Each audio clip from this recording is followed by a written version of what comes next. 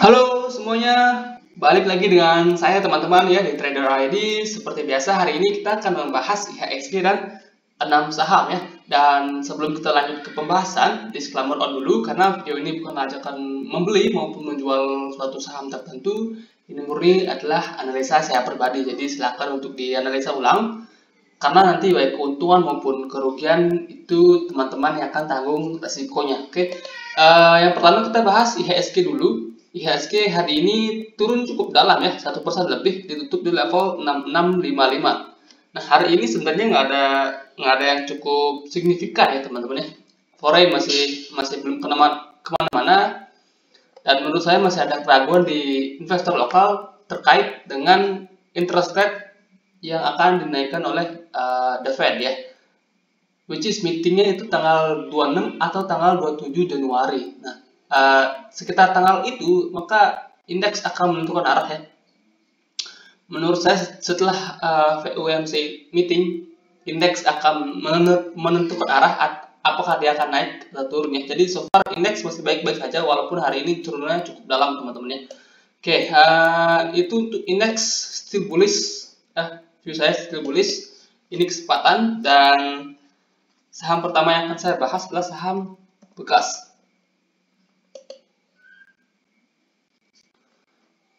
Oke, bekas technically menurut saya belum menarik teman-teman ya. Belum menarik, hari ini dia terkoreksi 2,61% ditutup di level 1305 ya. Akan lebih baik ya untuk teman-teman yang mau beli bekas, tunggu dia konsol dulu, karena bekas hari ini dia kembali terpentok di resisten ya. Di sini ada resisten minor, hari ini dia terpentok kemudian turun. Nah, which is kalau bekas jebol 1240, bekas potensinya lanjut turun teman-teman. Jadi untuk saat ini menurut saya lebih baik wait and see dulu untuk bekas, tunggu dia konsol dulu.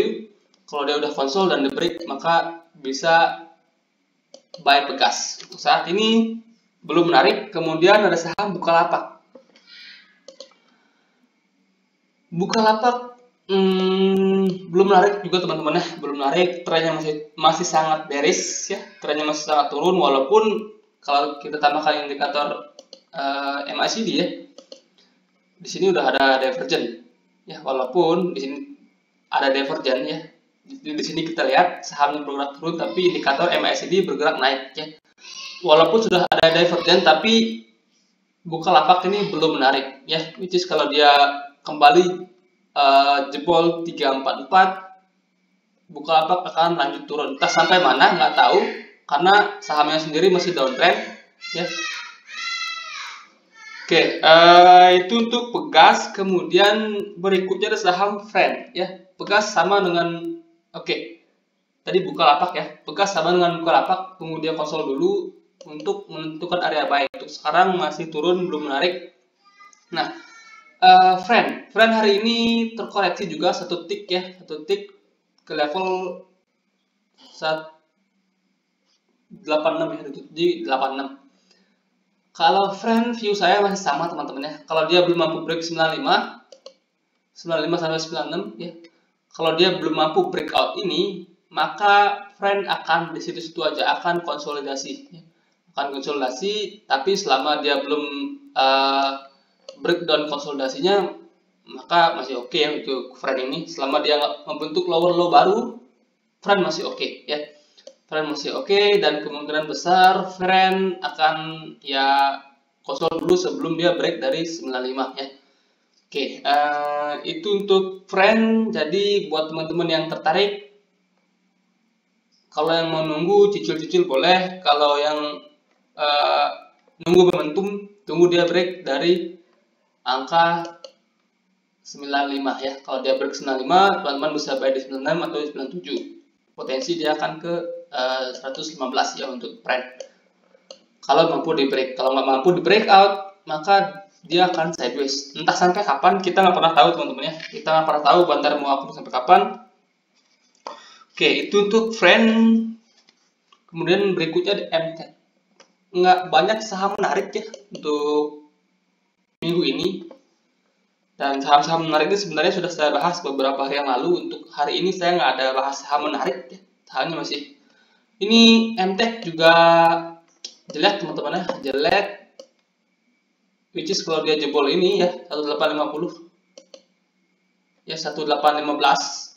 Kalau dia jebol 1815 potensi MTech turunnya cukup jauh ya.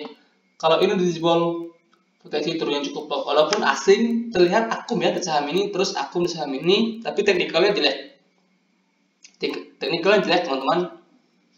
Dia sudah patah tren, di sini dia sudah patah tren, kemudian lanjut turun, terus ARB, hari ini juga ARB, dan pertahanan terakhir ada di 1815, which is kalau itu dijebol, dia akan kembali ke 1490,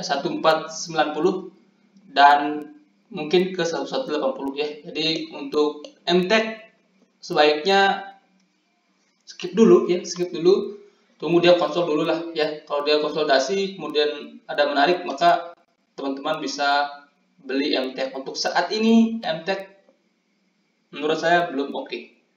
Oke, itu untuk MTech ya. Kemudian berikutnya saham DMMX.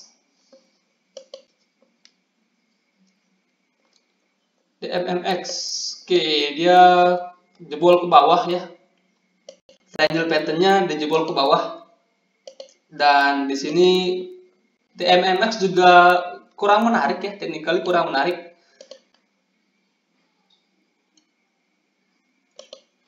Nah, di sini ada level support yang sudah dijebol, dan potensi penurunan dari DMMX ada di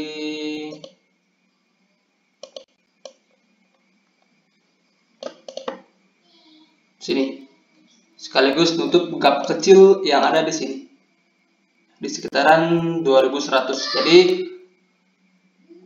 ya di sekitaran 2100. Jadi untuk DMMX saat ini belum menarik teman-teman ya. Trennya masih turun, walaupun dia di sini belum membentuk lower low. Pertahanan terakhir ada di sini. Jika dia close di bawah 2300, ini potensi DMMX akan turun lebih jauh teman-teman. Jadi untuk saat ini yang mau trading ya, yang mau trading di DMMX belum menarik. Kalau yang mau invest, mungkin saham ini masih oke teman-teman ya. Mungkin saham ini masih oke, growth masih bagus. Ini saham teknologi. Perlu teman-teman ketahui ya, seperti yang sudah saya bahas sebelumnya, ini saham sudah naik cukup tinggi di tahun 2021. Jadi dengan tapering dari The Fed atau kenaikan suku bunga dari The Fed, maka saham-saham yang sudah naik tinggi itu berpotensi koreksi karena resikonya sudah cukup tinggi. Oke. Jadi DMMX juga belum menarik. Kemudian terakhir ada Indi yang hari ini arah. Nah, Indi hari ini beritanya keluar dia mau ke EV play atau ke kendaraan mobil listrik ya. Dan dia hari ini breakout, volumenya gede banget. Nah, kalau teman-teman perhatikan, ini plan kita sebelumnya untuk Indi teman-teman ya. Untuk Indi dia sudah jebol sedikit ya, sempat jebol sedikit, kemudian hari ini dia arah. Indi ini bagus banget ya. Ini bagus banget, dia breaknya dengan volume gede banget. Nah, jika besok pagi-pagi Indi koreksi dulu, maka bisa buy on weakness untuk Indi. Nah, kemungkinan ini akan menutup gapnya di sini terlebih dahulu, teman-teman ya. Menurut saya ini akan menutup gap di sini terlebih dahulu, kemudian setelah itu dia konsolidasi sebentar. Apakah akan lanjut naik itu saya juga kurang tahu, tapi kemungkinan dia akan di sini dulu, nutup gap dulu, kemudian konsolidasi sebentar. Kalau memang beneran Indi mau ke EV play, maka kemungkinan tahun ini 2370 akan dijebol Indi ya. Karena kalau kita perhatikan ini volume gede banget dan akumulasi juga hari ini gede banget. Jadi bisalah besok buat teman-teman yang tertarik Indi buy on weakness kalau pagi-pagi Indi terkoreksi ya. Mungkin kan pagi-pagi Indi koreksi volumenya segede ini kan paling ya segini aja ya. Oke, itu untuk ini so far dari keenam saham yang saya bahas, ini yang paling menarik teman-teman ya. Ini yang paling menarik, jadi ya bisa watchlist dulu, buy on weakness jika besok dia turun. Kalau dia lanjut naik ya jangan dikejar teman-teman ya. Boleh ya, boleh, tapi lot sizing-nya diatur teman-teman, money management diatur. Oke, sekian ya pembahasan kita hari ini, semoga bermanfaat. Selamat malam.